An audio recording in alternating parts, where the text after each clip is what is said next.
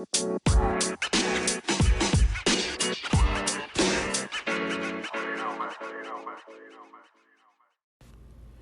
up? What's up? What's going on? This is LP and this is Cincinnati Fan Talk. As always, you can catch us on the social. You can catch us on Twitter. That's Cincy_Fan Talk. Make sure to follow us there. Make sure to send us a voice link. You can catch us on Anchor for that. And just feel free to catch us there. Talk to us about whatever. You can talk to us about pretty much whatever you feel like talking to us about. This podcast is pretty much all about hoop. It's that time. Pretty much my favorite time of the year. I'm into all types of sports. Not really hockey. Hockey is not really my thing. It just ain't for me. Not really that cold weather type of cat for real. I mean, I do it for football and all of that, but not really a hockey type of dude. I mean, I watch the Olympics. I mean, I'm good with that. It got to be a high stakes type of thing for me, but I can't really get into it. I mean, catch me at the Stanley Cup Finals, but if it ain't that, it's not me. But March Madness is my thing. Like, that's my thing. Like, I like pro hoops a lot. We'll talk about that towards the end of the podcast, but I really like college hoops. November, December, I'm feeling that time of college hoops, but really, really, really like March. I really like the one and done format.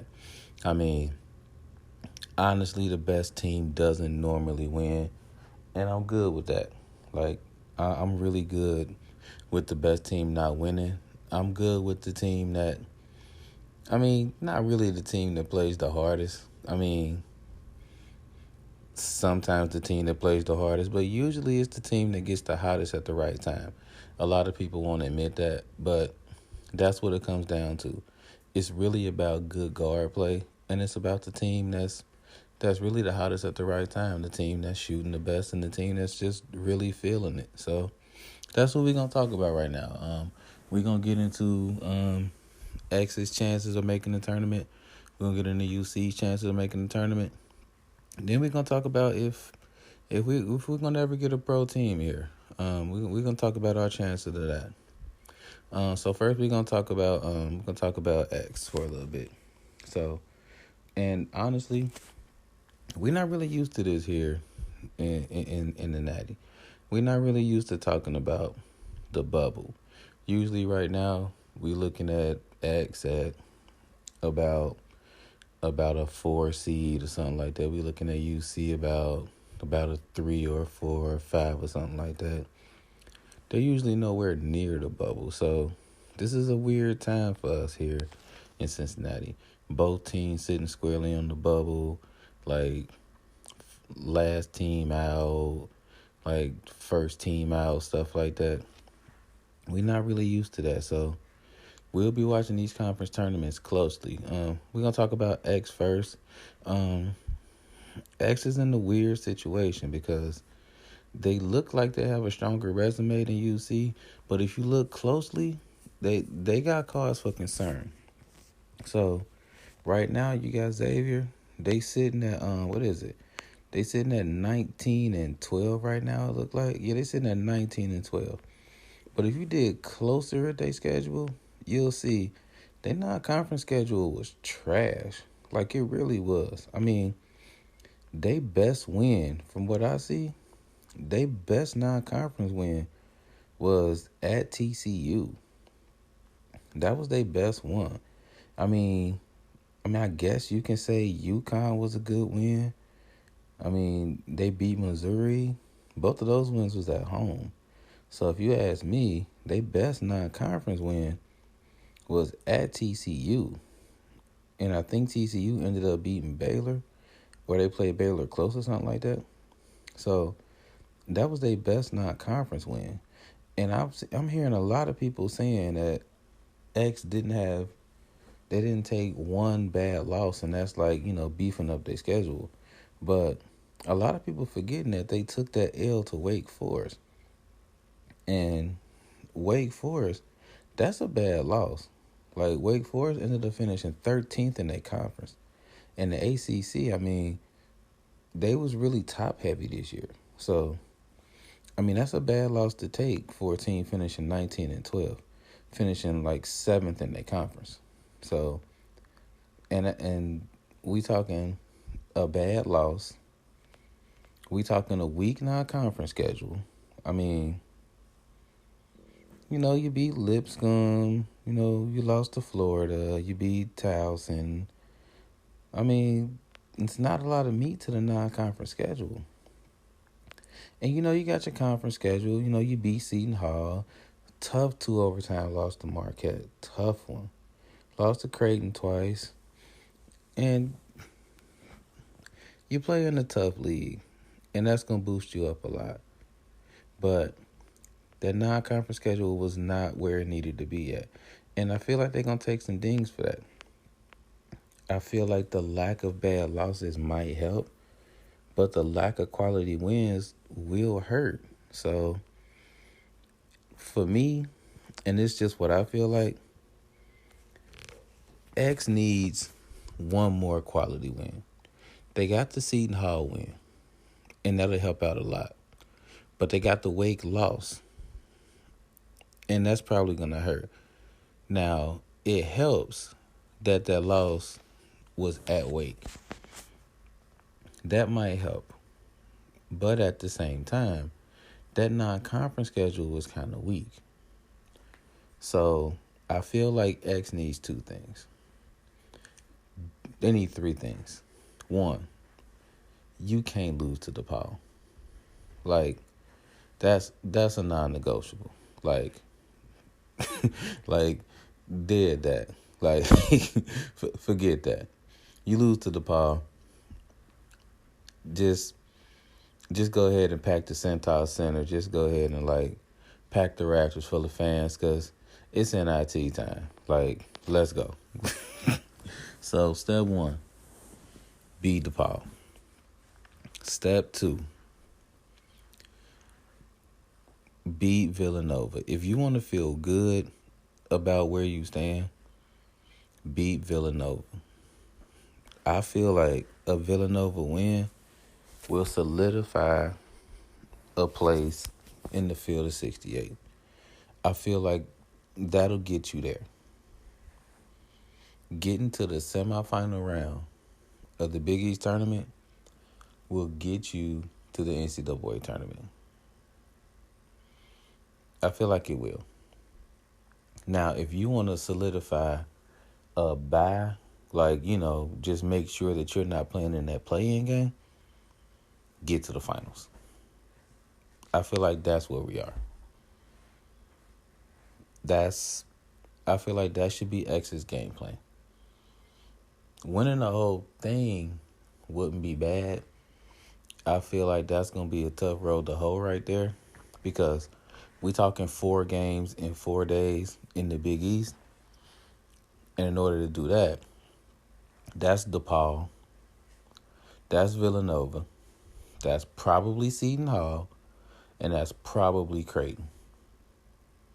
That's asking a lot in the Big East in 4 days. That's asking a lot. I'm not sure if that can happen, especially if Paul Scruggs isn't playing. If Scruggs isn't playing, I'm not sure if that can happen, especially with the way they've looked against Villanova the 2 times they played them. I don't know. And I don't understand the hate about Quentin Gooden. I don't get it. Like, Q needs to get on the court. Like, get this man on the court. He stabilizes the offense, and he helps out the defense. I feel like they don't have a point guard. They don't have a point guard to stop the turnovers. Like, Najee Marshall just gets the ball, and it's like either he scores or there's a turnover.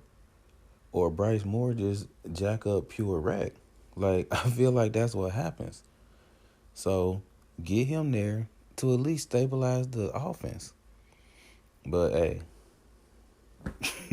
I'm just saying, like, Venom coming at this man on Twitter. Like people tweet me when I'm asking why is he not on the court. People tweet me back like, cause he trash, and I'm like, is he? Like, this man been pushing point for 4 years. He just turned trash overnight. Like, I don't get it. Like, it just don't make sense to me. But I mean, I feel like the point position needs to be stabilized, and they need to figure it out quickly because I'm not. I've been saying that they can do damage if they make it to the tournament. You got to make it to the tournament first. It's Najee Marshall can stun a team. You know what? I'll leave it at that because you have a player that if you leave it close enough, he can hurt you. You know what? I'm going to leave it right there because I don't want to go too far and, just give a dumb hot take like I hear a lot of these other people doing just to get people to, like, listen to a podcast because I don't feel like that's right. I'm just put it like this. X has a player that if you leave the game close enough, he can win you the game. When you're in a one and done tournament, sometimes that's all you need. X has that player. So I'm going to just leave it like that. I'll just leave it like that. When we get back, when Cincy fan talk, we're going to talk about UC, and we'll talk about how UC actually has a player that can do the same thing. So we'll be right back. Cincy fan talk. I'll let you in a second.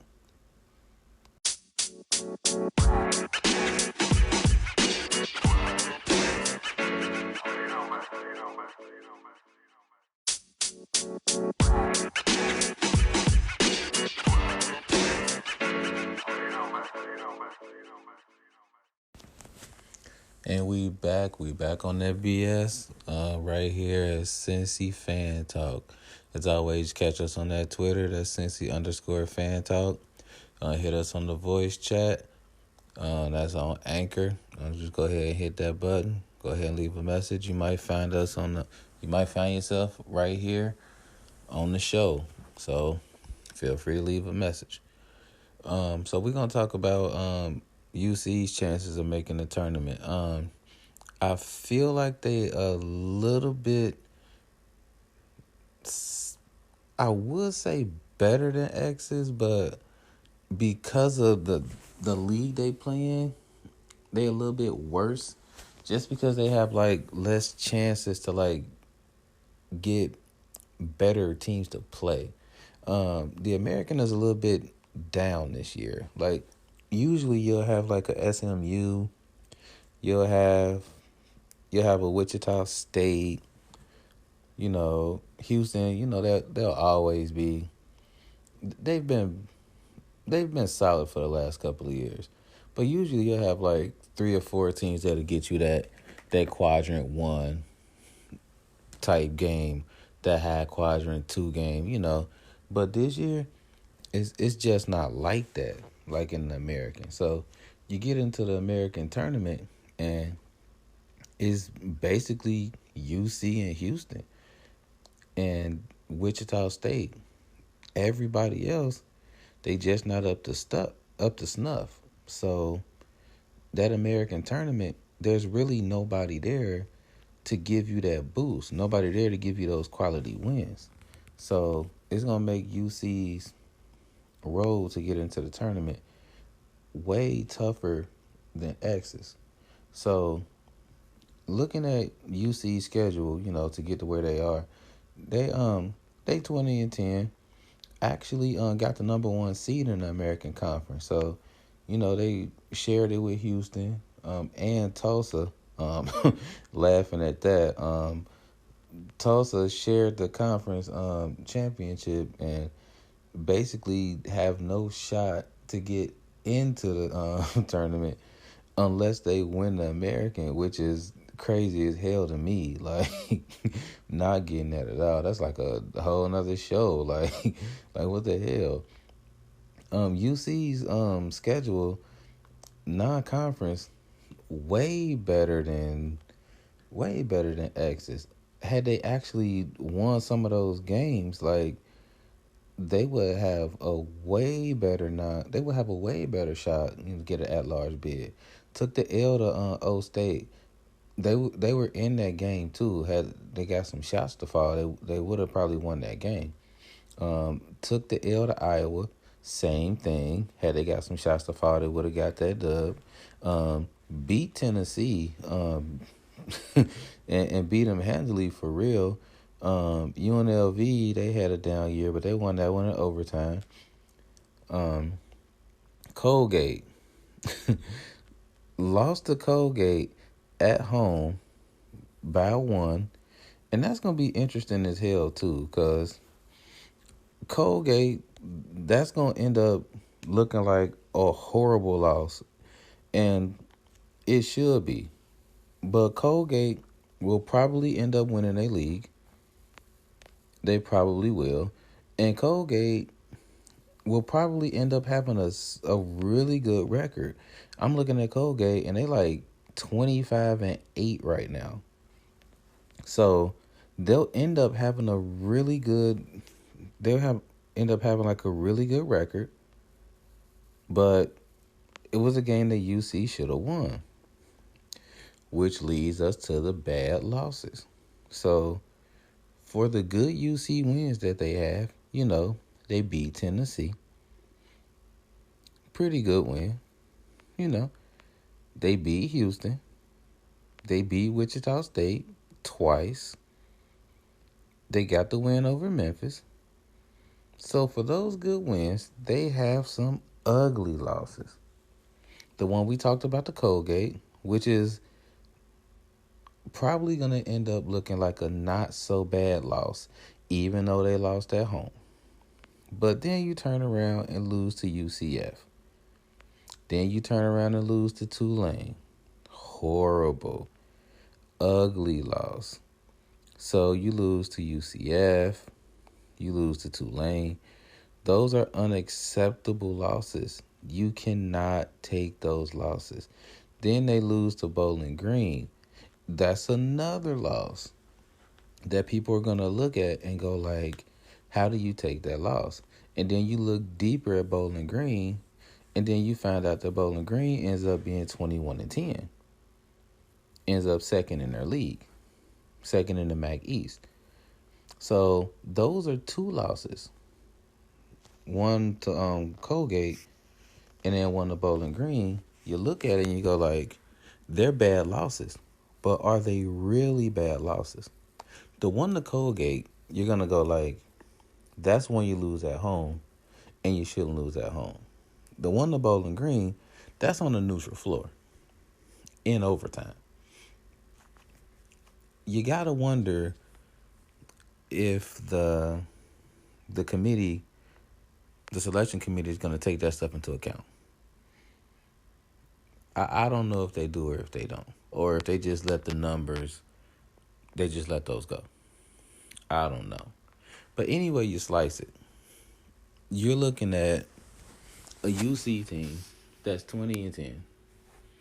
They won their conference, but they're going to need some more wins. They're going to need some more quality wins. The problem is they won't see more quality wins until at least the semifinals, because they're going to play the winner of the 8-9 game. That's either South Florida or UCF. So after that, you're getting to the semifinals. That's the winner of the 4-5 game. So that's either, we're looking at maybe Wichita State, maybe Memphis. So we're still talking quad 2. So we're not talking quad 1 until the finals. And if it's Tulsa, Tulsa's still quad 3. So if Tulsa makes it all the way to the finals, you're still not getting the quad two game. So the American is going to be really, really tricky as far as getting a quality game. So if it's UC, what you may want to do is just try to get as many wins as possible. They may not even want to worry about the opponent. And that's what's messed up about being UC in the American Conference. And way back, way back in January, when I first started doing these podcasts, this was my point. Xavier's going to be in a much better position than UC can ever think to be just because of the conference they're in. The Big East is always going to provide a better opportunity to get a better seed or just to get into the tournament simply because the Big East is going to provide better opponents. And honestly, I don't think it's the Americans' fault. I mean, it's not. What happened to the American is they lost in the non-conference. The American is actually a better conference than people think it is. But when they lose those non-conference games, it just brings down their record. They're going to beat each other up in the conference. You go to a place like ECU, you go to a place like Tulane, it's hard to win there. Like it really is. You go in the Mingus Coliseum and places like that, it's a small environment. Those crowds are yelling at you, and they seem like they don't win a lot, but it's hard to win there. And these fans are loud and rowdy, and they're really pulling for their teams and shit, and like they want dubs for their teams.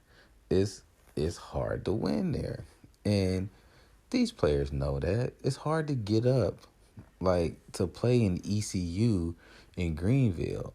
Like, sometimes it's hard. But these players know each other very well. They play each other every year. So in the American Conference, they may seem like, these teams aren't really, like, good. But it's really good basketball. Like, a lot of these analysts will tell you that. It's good basketball. But the non-conference is key to the American.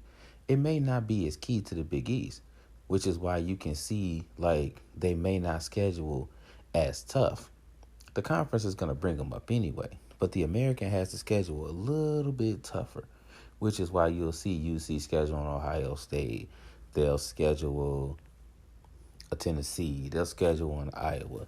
Even, like, the lower level teams that they schedule, they'll be tougher lower level teams. And they have to be. And when you get into the American, they're going to beat each other up more.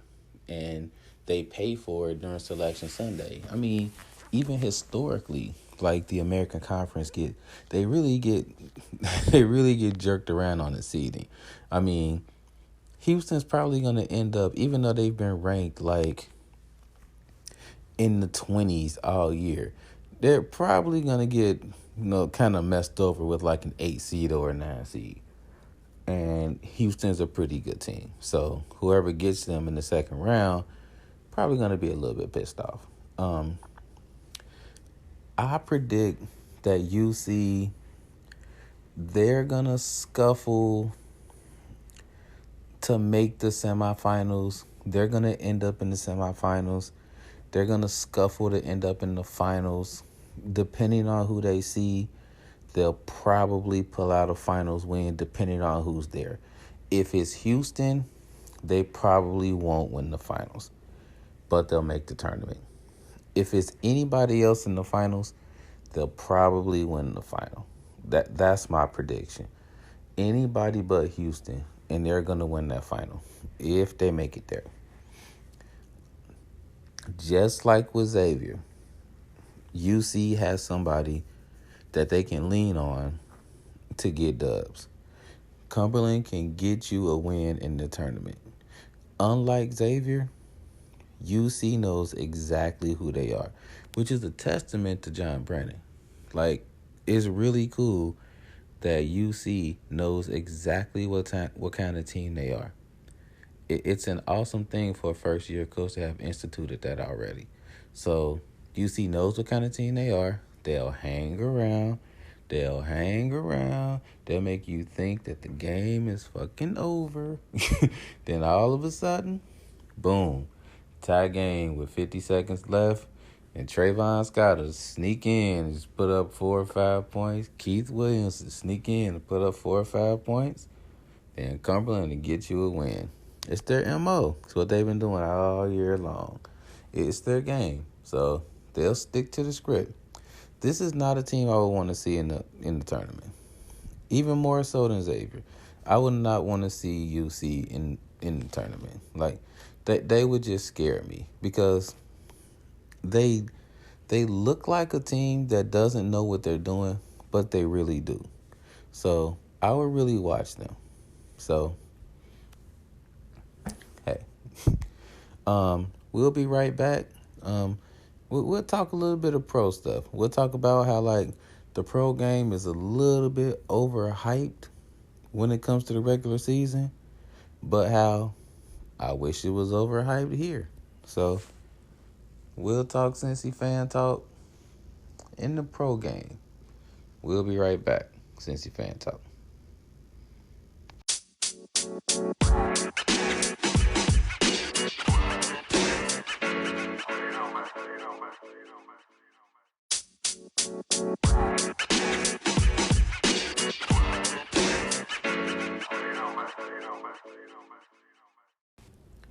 Yo, welcome back, Cincinnati Fan Talk. You can hit us on the socials, be part of the conversation. That's Cincy_Fan Talk on Twitter. You can also hit us on the voice chat on Anchor. Just hit the button on the Anchor link, and you can be part of the conversation. We might just go ahead and link your voice chat, and we can go ahead and have your discussion here on the podcast. Quick side note, I don't know why I'm talking about this, but watching Kevin Hart and Paper Soldiers, no clue why we wore our pants like 3 or 4 sizes too big in the early 2000s. Like, weirdest thing ever. Like, like I don't really know why. I just remember, like, teaching kids, like, they was all looking like Soldier Boy. Like, it's just weird now. Like, now they wearing their pants like 2-3 sizes too tight, and like back in the day they was wearing their pants like 2 or 3 sizes too big. It's like super weird. Like, the times they just change so fast. Like, it's weird. Like, I don't know. Like, it just shift super duper fast. Like, now the kids laugh when they see people like wearing they pants super big. I'm like, that's how it used to be. Like your pants had to be like bigger than you. Like, they had to be. If it wasn't, like, you was lame. Like, that was just facts. Like, that's how it was. Like I remember we was hooping and like we ran for like the biggest pair of shorts we could find. Like I was short. And I was trying to steal, like, the XLs. Like, that's just how it was. I mean, that's how it's supposed to be. So now they looking for, like, the extra short John Stocktons. And I'm like, man, the game done changed. Like, I'm like, this uncomfortable. Like, what's wrong with y'all? But, hey, speaking of John Stockton, speaking of the NBA, weirdest thing, like, I'm listening to ESPN. I'm listening to, like, all the talk show hosts, and I'm listening to, like, how the Lakers, how LeBron James going on, like, the craziest, like, 2-game regular season run ever. You know, how they knocked out the Bucks, how they knocked out the Clippers, and, you know, how he in, like, the MVP running, and how, like, this is the greatest 2-game run, and blah, blah, blah. And I'm listening, like, man, that's weird. Like, this the regular season. Like, what are you talking about right now? I'm like, if we not talking like a regular season run to springboard you into the playoffs, like, these 2 games, in order for it to be like talking like the greatest run ever, these 2 games supposed to be like taking you from like out of the playoffs into the playoffs. Like, without these 2 games, you don't make the playoffs. Point blank. That's what that's supposed to mean. Like, they in second place now. And this is not a knock on LeBron. Like, to me, LeBron one of the top 3 players like I've ever seen play. And we talking like my era, like Jordan, Bird, Magic, Worthy, Olajuwon, Drexler, Barkley. Like, we talking my era. That's what we talking about. Wilkins. Like, so when I say that, and I put him in the top 3 like that, like Iverson and all that, that's what I'm talking about. Like, so this is definitely not a knock on LeBron. Like, I could, you will never hear me hate on LeBron James. Not on this podcast. Like, y'all can say the LeBron slander elsewhere. Like, that, hey, hey, what do you say on Minister Society? That shit gets no play in this ride. Like, nah, that's not happening. Like, really, like, what I'm talking about is like the culture, like, today. That's more like everything got to be like the hype of the moment. Everything got to be the greatest ever, like, right now. Like, if you watching something that's like mid-range, we got to hype it up to be the greatest ever. And it got to be the greatest ever right now. Like, what LeBron did over the weekend can't be something that was like awesome and we leave it at that. It got to be the greatest thing since sliced bread right now.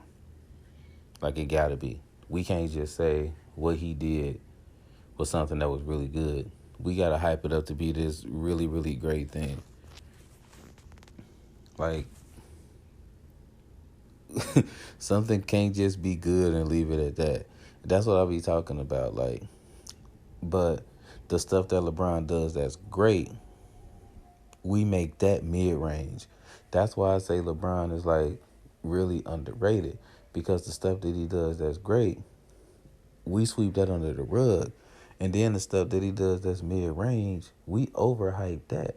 Like, what he did over the weekend, this was mid-range. Like, this is mid-range shit. Like, it really is. Like, he had a great 2-game stretch. That's all it was. Like, it's really all it was. But then when he has, like, an awesome 4-game stretch in the finals, everybody go like, oh, that's what he's supposed to do because he got so-and-so on his team or he got so-and-so on his team. Like, what are you talking about? Like, that's on, like, the greatest, like, platform ever. Like, forget who he got on his team. Like, that's against some of the greatest players on the biggest stage. But then we, like, throw that under the bus. Like, and it's crazy to me. But then I started thinking about it, and I started going like, am I thinking like this because it's really mid-range? Or am I thinking like this because of where I live? And you got to follow me on this. Like, we in Cincinnati.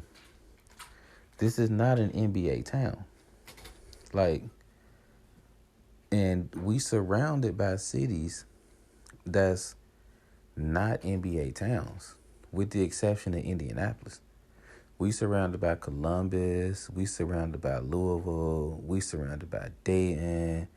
Like, we surrounded by all of these other cities that are not NBA cities. So we don't really have an NBA culture. So we don't really think like that. We don't really think like the importance of NBA regular season games. That's not really us. We don't think like that. In my mind, the NBA really doesn't start until after the All-Star break. Not for me. Not for real. Like, the NBA for me starts in February. A lot of people say it start on Christmas, but not for real. Like, the All-Star game jumps off the season for me. And then after that, like, it really ratchets up for me around April. Like, around the playoffs. because we don't have a team. And then I started thinking further. What if we did have a team? Like, if we did have a team, would it really pique the interest of the Cincinnati and around here? Like, would it really get us into, like, the NBA? Would we really care? And I think the answer to that is maybe. And you got to follow me on this. We got a lot of sports around here. Not really a lot of sports, but we starting to grow as far as like sports, especially soccer. So the NBA would kind of compete with eyeballs around here. I really feel like we want an NBA franchise, but I feel like we're conflicted, one, about where they will play.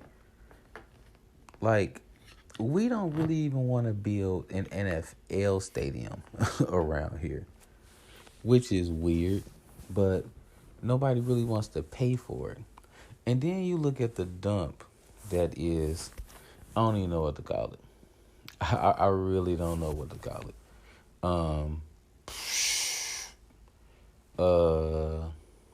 What is it?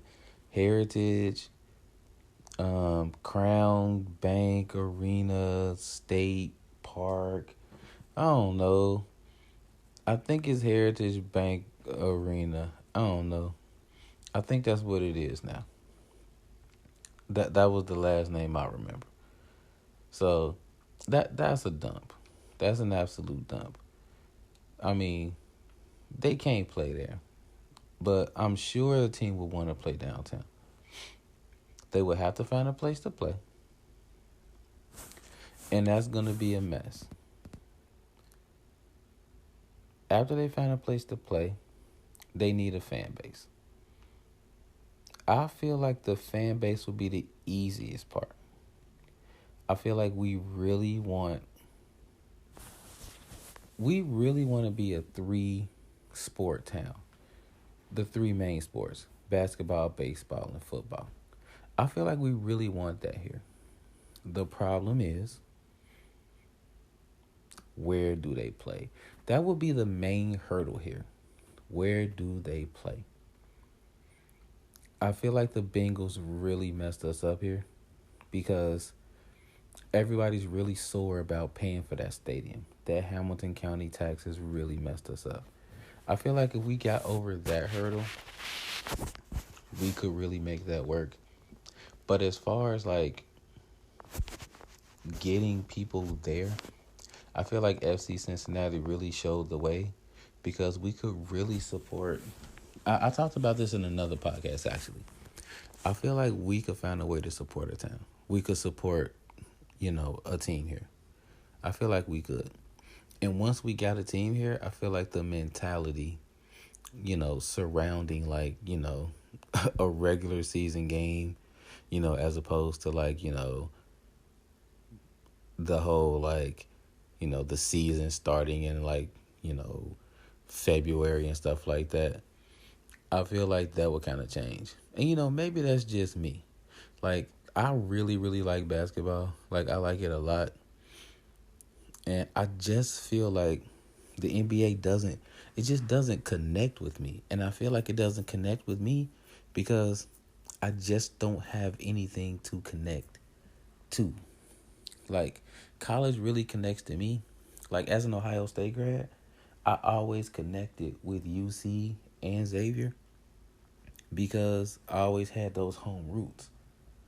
But as far as, like, the pro game, like, even though, like, Indiana was always my team, I just never really fully connected with the pro game because I just never had that hometown connection. And I feel like if we had a pro team here, I could really start to connect because I just never really connected. And I think that's why when I heard about, like, he went on, LeBron went on a great 2-game run, I'm just listening like, what? It's the regular season. They play 82 games. Like, how great of a run was it? Like, if it's 82 games and he went on a great 2 game run, I'm listening like, it doesn't make sense. Then I started thinking, like, if somebody went on a great 2 game run in baseball, I'd be like, wow, that's great because of the Reds. If somebody went on a great 2 game run in football, I'd be like, wow, that's great because of the Bengals. But if somebody went on a great 2 game run at hockey, I'd be like, so what? I don't give a damn because I can't really relate because I really don't know any hockey players because I can't relate because we don't have a hockey team. And I think that's when it kind of hit. It's that whole like relationship thing. So I feel like if we had a team here, I feel like it would relate more. But I feel like a lot of people are like that. Like a lot of people in a lot of different places. Maybe like in Austin or maybe like in maybe Seattle now. They probably feel like I do. So, maybe that's something I just kind of need to work through because probably not getting the team soon. So, hey, what are you going to do? You know what? I'm going to go ahead and wrap this up. Go ahead and, hey, watch some more basketball. So, hey, this LP, go ahead and catch y'all next Tuesday. So, it's March Madness time. I'm going to go ahead and watch basketball and give me some wings. So, this LP, catch y'all around the basketball hoop. It's LP, Cincinnati Sports Talk, Cincinnati Fan Talk. I'm out.